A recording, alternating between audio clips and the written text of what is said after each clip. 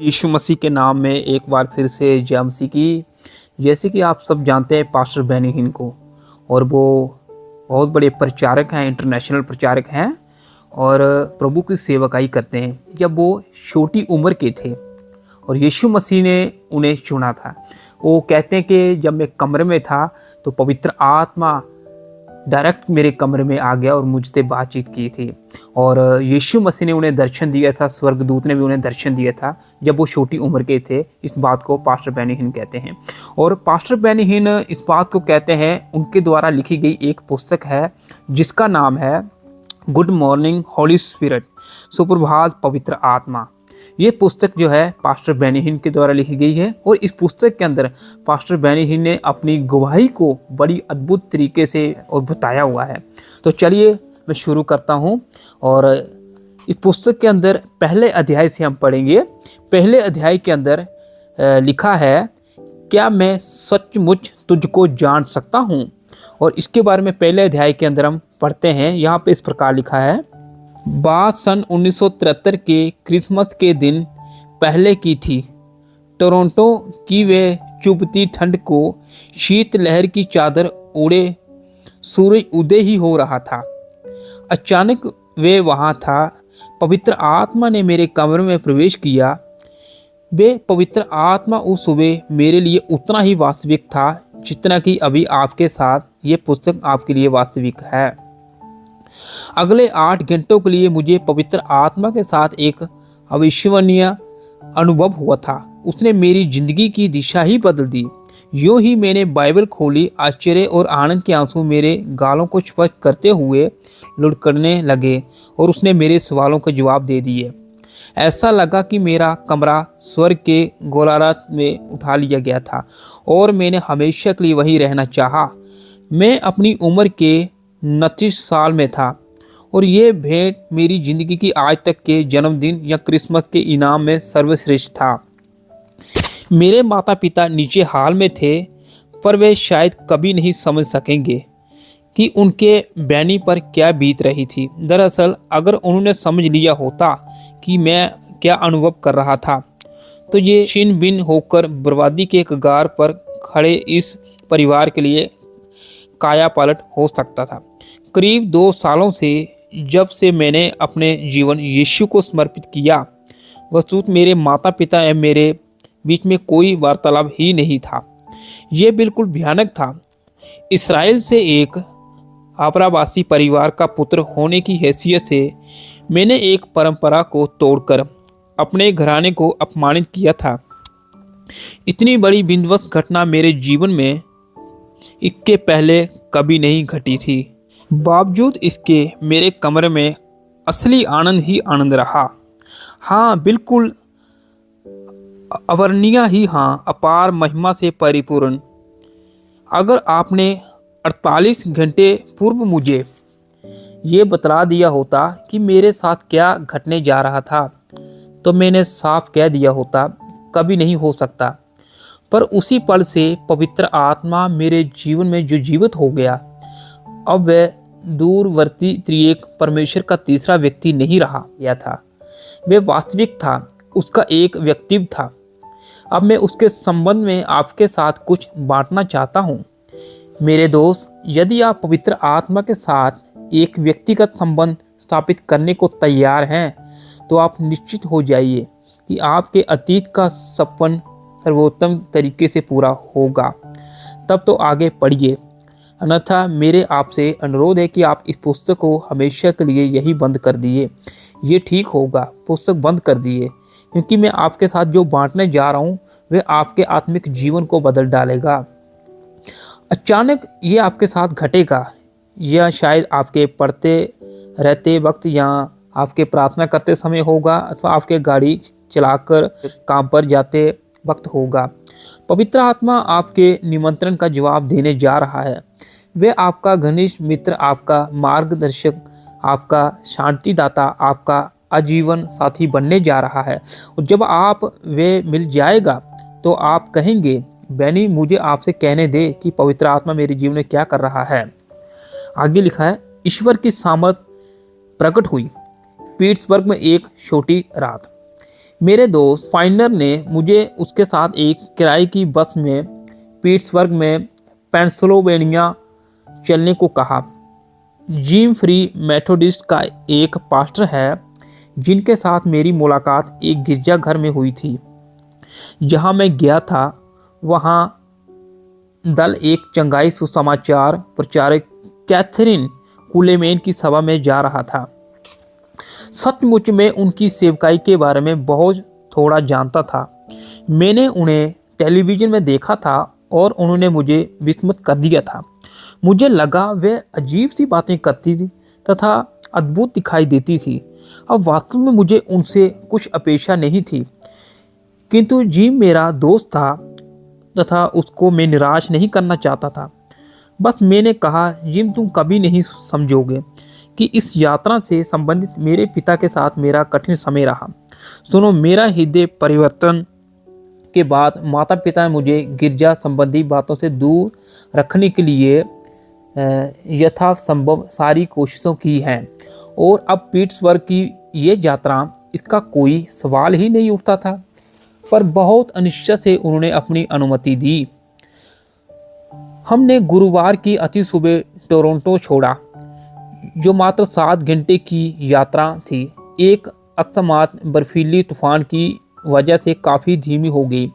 हम लोग सुबह 1 बजे तक अपने होटल नहीं पहुंचे थे। तब जिम ने कहा, बैनी, हमको सुबह 5 बजे उठना है। मैंने पूछा, इसी सुबह 5 बजे किस लिए? उसने कहा कि अगर हम लोग 6 बजे तक उस मकान के दरवाजे में नहीं पहुंचेंगे तो हमें बैठने की जगह नहीं मिल जा सकेगी। अलबत्ता मैं यकीन ही नहीं कर सका। क्या कभी किसी ने सुना है कि गिरजा जाने के लिए उसे कड़ाके की सर्दी में सूर्य उदय के पहले ही से बाहर खड़े रहें? लेकिन उसने कहा, बस यही तो हमसे आशा की जाती है। चुभती ठंड थी। 5 बजे में उठ गया और मैं जितने पा सका उतने गर्म कपड़े पहन लिए। बूट, दस्ताने, काम के प्रयोगित गर्म कपड़े इत्यादि। मैं एक एस्किमो दिख रहा था। हम लोग पीट्सबर्ग के निचले शहर के पहले प्रेस्टोरियन चर्च पहुंच गए, जबकि अब तक अंधेरा ही छाया था।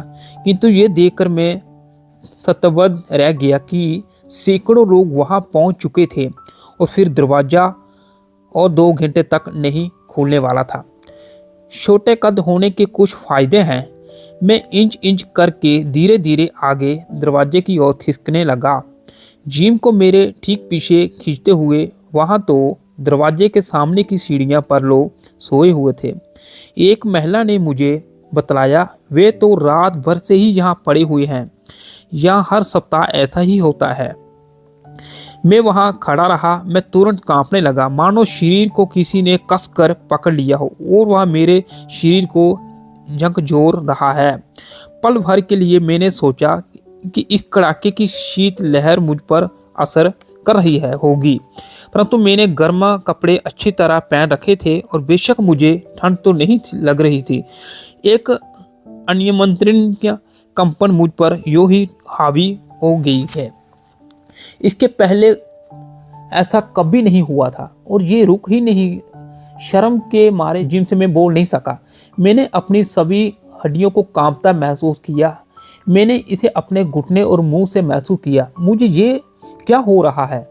मैं विस्मित हुआ। क्या ये ईश्वर की शक्ति है? मैं कुछ भी नहीं समझ सका। चर्च की ओर दौड़। अब दरवाज़ा खोले जाने का वक्त हो रहा था और भीड़ ऐसे आगे बढ़ रही थी कि मैं आगे बढ़ ही नहीं सका। तब भी मेरी कंपी रुकी ही नहीं थी। जिम ने कहा, बैनी, जब वह दरवाज़ा खोल जाएंगे तो तुम जितना तेज हो सके दौड़ना। मैंने पूछा, यदि तुम नहीं दौड़ोगे तो भीड़ ठीक तुम्हारे ऊपर से दौड़ेगी। वे वहाँ इसके पहले भी आ चुका था और उसे मालूम था कि वहाँ क्या हाल हो सकता था। खैर, मैंने कभी नहीं सोचा कि गिरजा जाने के लिए मुझे एक दौड़ दौड़नी होगी, पर यहाँ मैं सच में दौड़ रहा था और फिर वह दरवाज़ा खुल गया। मैं एक ओलंपिक दाव की तरह चौकड़ी भर कर दौड़ने लगा। मैंने हर एक को पीछे छोड़ा, युवक जवानों सभी को। सामने की पहली पंक्ति पर पहुंचने में मैं कामयाब हुआ। तथा मैंने बैठने की कोशिश की। एक स्वयं सेवक ने मुझको बतलाया कि आगे की कतार आरक्षित है। मुझे बाद में पता लगा कि कुलेमेन के स्टाफ उस कतार हेतु लोगों को चुनते थे। वे पवित्र आत्मा के प्रति इतना संवेदनशील थी कि वे सकारात्मक प्रार्थनाशील समर्थकों को ही सामने की पंक्ति में ठीक अपने सामने बैठा देखना चाहती थी। मेरी गंभीर हकलाहट की समस्या के चलते मैंने सोचा कि उस स्टाफ से बहस बेकार होगी। तब तक दूसरी पंक्ति तो भर चुकी थी। फिर भी जिम और मैंने तीसरी पंक्ति में थोड़ी जगह पा ली। प्रार्थना सभा शुरू होने में 1 घंटा बाकी था, इसलिए मैंने अपने कोट, बूट और दस्ताने उतार दिए। मैं बैठकर आराम कर रहा था। मैंने पाया कि मैं पहले से ज़्यादा कांप रहा था। ये रुकने का नाम ही नहीं ले रहा था। ये कंपन मेरी बाहें और पांव तक पहुंच रहे थे, जैसे कि मैं किसी मशीन से जुड़ा हूं। ये अनुभूति मेरे लिए बिल्कुल नई थी। सच कहूं, मैं डर गया था। यूं ही आर्गन बजने लगा। मैं अपने शरीर के कंपन के अलावा और कुछ सोच ही नहीं सकता था। यह कोई बीमार भाव नहीं था। ये ऐसा भी नहीं था कि मानो मुझे सर्दी या वायरस ने पकड़ रखा था। वास्तव में ये जितना लंबा जारी रहा उतना ही ज़्यादा सुखद भी बन गया। ये एक असामान्य संवेदन था जो बिल्कुल भी शारीरिक नहीं था। ठीक उसी पर लगभग अचानक कैथरीन कुलेमैन प्रकट हुई। पल भर में उस भवन का सारा माहौल अवशोषित हो गया। मुझे नहीं मालूम था कि अब आगे क्या आशा करनी है। मैंने आसपास कुछ भी महसूस नहीं किया।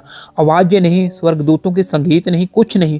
बस मुझे इतना ही मालूम था कि मैं 3 घंटों से कांपता ही जा रहा था।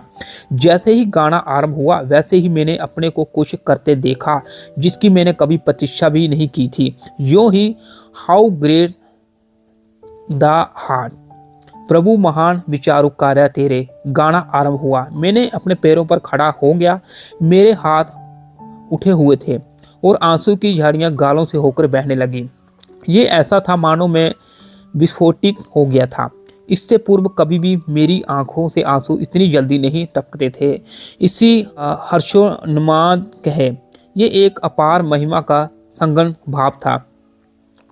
मैं साधारण सा गिरजा जैसा गाया करता था वैसा ही नहीं गा रहा था। मैं संपूर्ण आत्मा से गा रहा था। और जब मैं उन शब्दों पर आ गया, Then sing my soul, my save God to thee, प्रशंसा होवे प्रभु यीशु की, तब वास्तव में मैंने अपनी आत्मा से गाया। मैं उस गीत के भाव में इतना तल्लीन हो गया कि ये समझने में मुझे थोड़ी देर लगी कि मेरा कंपन कब से पूर्ण समाप्त हो चुका था। लेकिन उस आराधना का माहौल बरकरार रहा। मुझे लगा कि मैं पूरी तरह रूपांतरित हो चुका था। मैंने वे आराधना कर रहा था जो मेरे पूर्व के अनुभव से बिल्कुल भिन्न थी। ये तो एक वास्तविक आत्मिक सच्चाई का आमना सामना होने जैसा था। अन्य किसी ने ये अनुभव किया या नहीं, पर मैंने किया। मेरे नए मसीह अनुभव में परमेश्वर ने मेरा स्पर्श किया, लेकिन उसी दिन जैसा वह मुझे स्पर्श कर रहा था ऐसा कभी पहले नहीं हुआ था। तो यहाँ तक हमने एक अध्याय को यहाँ तक हमने पढ़ा है। बाकी जो रह गया है वो आगे हम नेक्स्ट वीडियो में आपको बताएंगे।